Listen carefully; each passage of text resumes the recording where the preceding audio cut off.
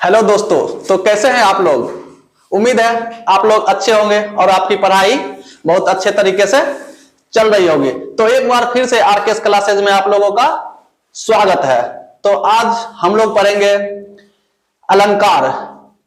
जो आने वाली परीक्षा डीएलएड है एंट्रेंस, उसमें लगभग 8 से 10 क्वेश्चन अलंकार से पूछे जाते हैं।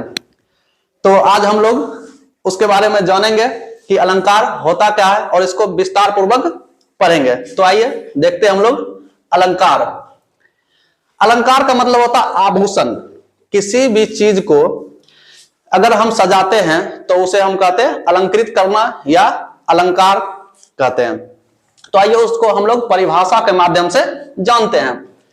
सबसे पहले देखते हैं अलंकार का संधि विच्छेद का अलम प्लस कार क्या हो जाएगा, अलंकार हो जाएगा। अलम मतलब होता अलंकृत और कार मतलब करने वाली, मतलब अलंकृत करने वाली को हम लोग क्या कहेंगे, अलंकार कहेंगे।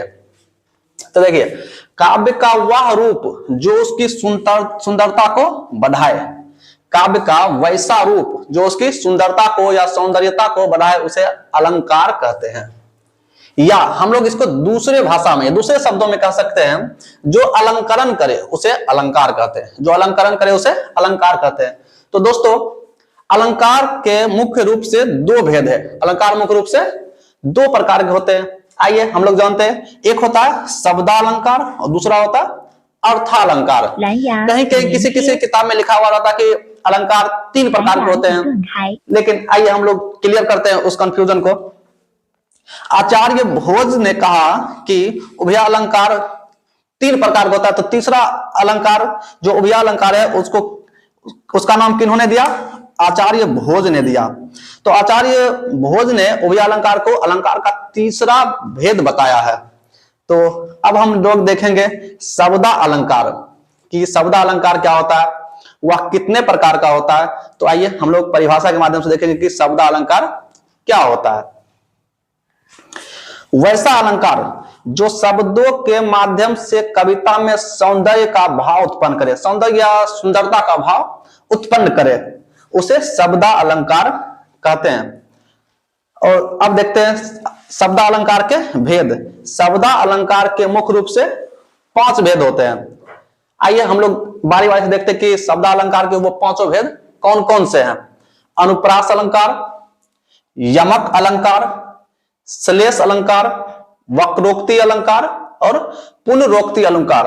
ये शब्दा अलंकार के मुख्य रूप से 5 भेद होते हैं। दोस्तों, अब हम देखते हैं अनुप्रास अलंकार। तो चलिए इसको भी हम लोग परिभाषा के माध्यम से अच्छी तरह से समझते हैं। जब वाक्य में एक ही वर्ण की आवृत्ति बार बार हो, जब वाक्य में एक ही वर्ण की आवृत्ति बार बार हो तो उसे अनुप्रास अलंकार कहते हैं। आइए हम लोग इसको उदाहरण के माध्यम से और भी क्लियर करते हैं। कूलन में, कलियन में, कछाड़न में, कुंजन में, क्यारिन में, कलिन में, कलीन किलकत है। दोस्तों, इसमें क वर्ण का उच्चारण, क वर्ण का उच्चारण बार बार हो रहा है, तो यह हो जाएगा अनुप्रास अलंकार। तो क्या कहा इसमें, वैसा अलंकार जिसमें एक वर्ण की आवृत्ति बार बार हो उसे अनुप्रास अलंकार कहेंगे। तो इसमें क वर्ण बार बार आ रहा, जिससे हम लोग को यह साबित हो गया कि यह अनुप्रास अलंकार है। अब अनुप्रास अलंकार के भी 5 भेद होते हैं। तो आइए हम उसके बारे में जानते हैं कि कौन कौन से उसके 5 भेद हैं। अनुप्रास अलंकार के 5 भेद में पहला है छेकानुप्रास अलंकार, दूसरा वृत्त्यानुप्रास अलंकार, तीसरा लाटानुप्रास अलंकार, चौथा श्रुत्यानुप्रास अलंकार और 5वां है अंत्यानुप्रास अलंकार। दोस्तों, तो हम लोगों ने अनुप्रास अलंकार के भी 5 भेद देखे। तो अब हम इन सबको भी बारी बारी से परिभाषा के माध्यम से देखेंगे। और सबसे पहले देखते हैं हम लोग छेकानुप्रास अलंकार। तो वैसा अलंकार जिसमें एक वर्ण की आवृत्ति एक बार हो, जिसमें एक वर्ण की आवृत्ति एक बार हो, उसे छेकानुप्रास अलंकार कहते हैं। उदाहरण के लिए देखते हैं कि रहमन रहला की भली, इसमें कहा गया कि एक वर्ण की आवृत्ति सिर्फ एक बार होता है। एक बार यह रहमन रहला की भली, सिर्फ दोनों एक बार ही है, तो और इसको रहमान रेला की वाली किसने लिखा? तो रहीम दास ने लिखा है। दोस्तों अब हम देखेंगे वृत्तानुप्रास अलंकार। तो आइए इसको हम लोग परिभाषा और उदाहरण के माध्यम से जानते हैं। वैसा अलंकार जिसमें एक वर्ण की आवृत्ति एक से अधिक बार हो, वैसा अलंकार जिसमें एक वर्ण की आवृत्ति एक से अधिक बार हो उसे वृत्तानुप्रास अलंकार कहते हैं। उदाहरण के लिए तरनी, तनुजा, तट, तमाल, तरुवर, बहु, छाए, इस सब में तो का उच्चारण एक से अधिक बार हो रहा। उसके बाद इसको दूसरे एग्जांपल की मदद से हम लोग देखते हैं, दूसरे उदाहरण की मदद से। चंदू के चाचा ने चंदू की चाची को चांदनी रात में चांदी की चम्मच से चटनी चटाई। इसमें चौ वर्ण का उच्चारण एक से अधिक बार हो रहा है या दो से अधिक बार हो रहा है, इसलिए ये किसका उदाहरण हो गया? तो वृत्तानुप्रास का उदाहरण हो गया। आगे हम लोग देखते हैं लाटानुप्रास अलंकार। वैसा अलंकार जहां पर एक वाक्य दो या दो से अधिक बार आए तथा अन्वय करने पर उसका अर्थ बदल जाए।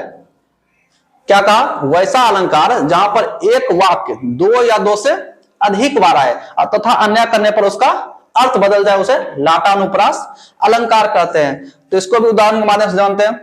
हमको लिखियो है कहां, हमको लिखियो है कहां, हमको लिखियो है कहां, कहन सबे लगी। तो दोस्तों देखिए, हमको लिखियो है कहां, हमको लिखियो है कहां, हमको लिखियो है कहां। तो इसमें एक वाक्य दो या दो से अधिक बार आया है, एक बार इधर यहां, एक बार यहां और एक बार यहां। तो यह हो गया लाटानुप्रास अलंकार का उदाहरण। तो अब हम लोग आगे देखते हैं। तो अब हम देखते हैं श्रुत्यानुप्रास अलंकार। वैसा अलंकार जिसमें शब्दों का अंतिम वर्ण समान हो, वैसा अलंकार जिसमें शब्दों का अंतिम वर्ण समान हो उसे श्रुत्यानुप्रास अलंकार कहते हैं। उदाहरण के माध्यम से इसको समझते हैं। कहत, नटत, रिझत, खिझत। दोस्तों सबका अंतिम वर्ण समान लग रहा है। कहत, नटत, रिझत, खिझत, मिलत, खिलत, लजीजात, सबका अंतिम वर्ण समान है, सब में तो आ रहा है।